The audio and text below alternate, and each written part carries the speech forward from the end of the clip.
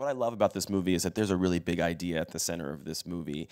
And I've spoken to you a couple of times in a few different settings, and I'm fascinated to hear you and the other people who have made this film talk about how so many other movies that are out lately have these kind of dystopian views of the future and kids killing other kids, and this really is so different from that. At what point did you and Damon or Jeff kind of sit down and realize, let's do something that is different from all of the other futuristic movies that we're seeing? Yeah, it kind of grew out of conversations that we all had separately and together about what happened to the future that we used to imagine. When we were kids, the future was always brighter than the present, even though the world was not any more of a better place than it is now. I mean, there were plenty of problems when we were kids, a lot of the same problems, just manifested in different ways.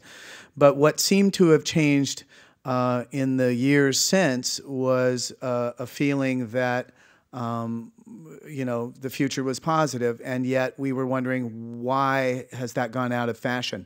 Why is the only credible view of the future negative?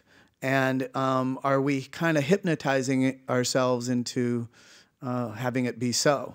You know, we never set out to give the feeling that just put on a happy face and lay down and be happy and great things will happen.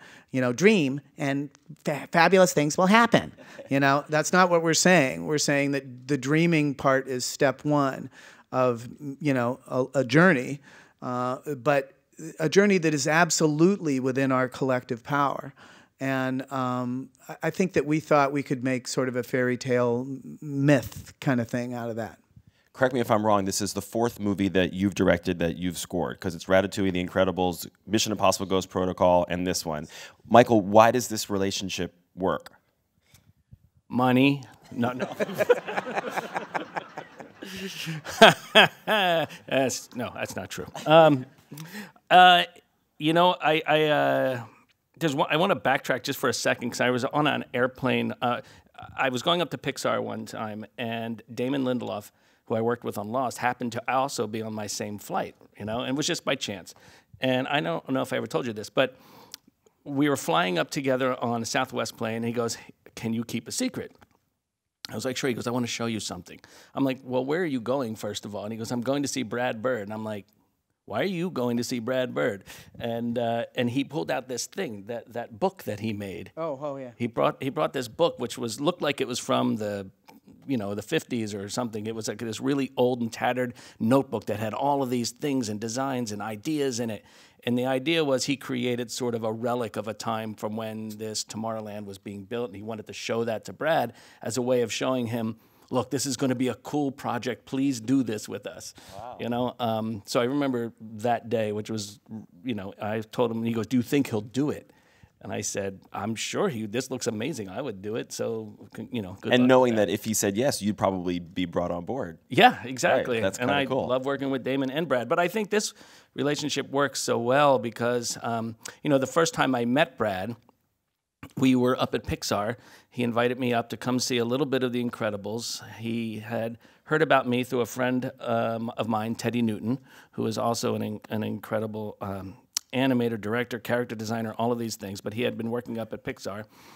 So I went up there to talk to him about working on The Incredibles. And, you know, usually there's a lot of, like, dance involved in meeting someone new, and you kind of have a lot of small talk. But Brad and I instantly fell into this conversation about Johnny Quest.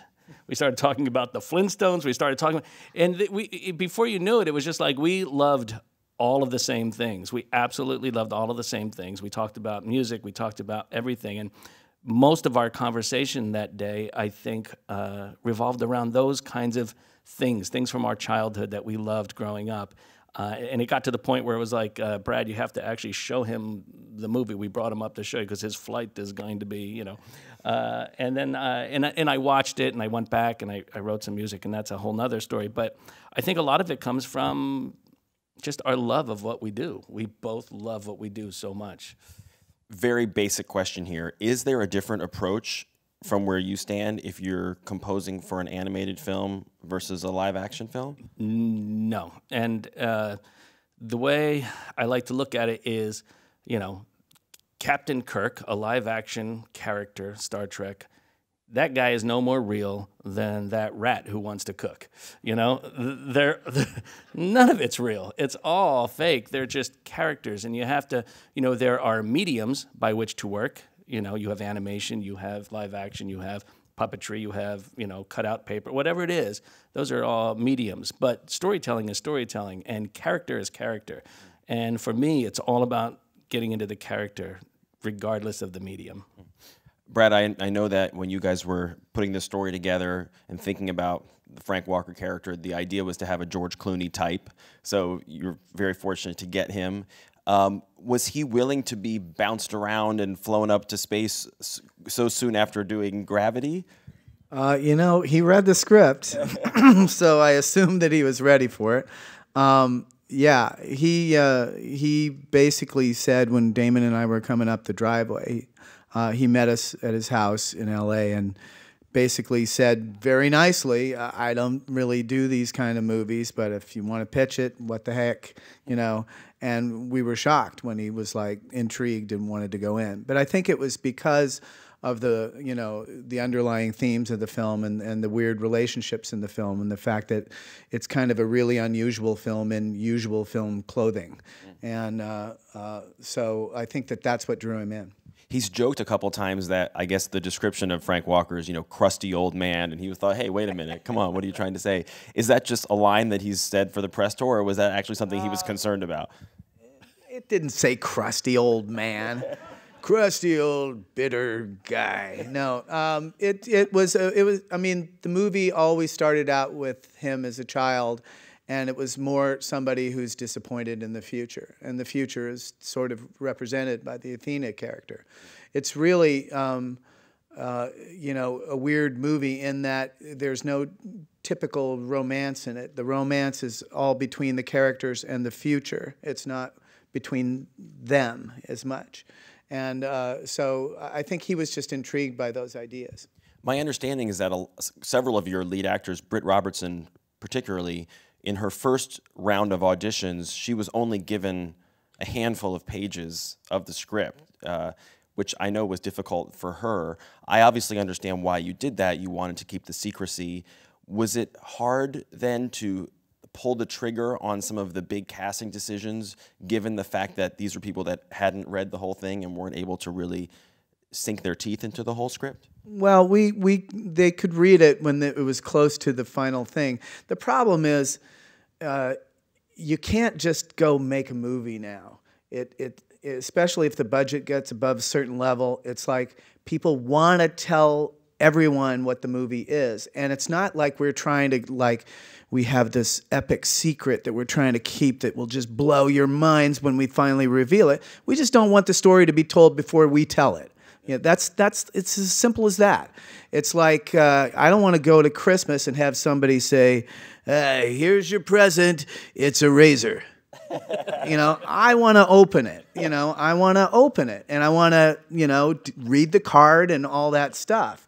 You know, and so there is this weird, you know, almost hostile vibe if you want to keep a secret, and it's not that the Earth is going to be shattered when the secret is finally revealed, you know. It's just that I just want us to tell the story. Can we just tell the story? That'd be fun, wouldn't it? And because when I was a kid and we saw a movie, we didn't know everything about the movie going in. We just went, hey, this is a movie. Cool, you know. And so, you know, it's so easy. Everyone carries a surprise spoiler in their pocket.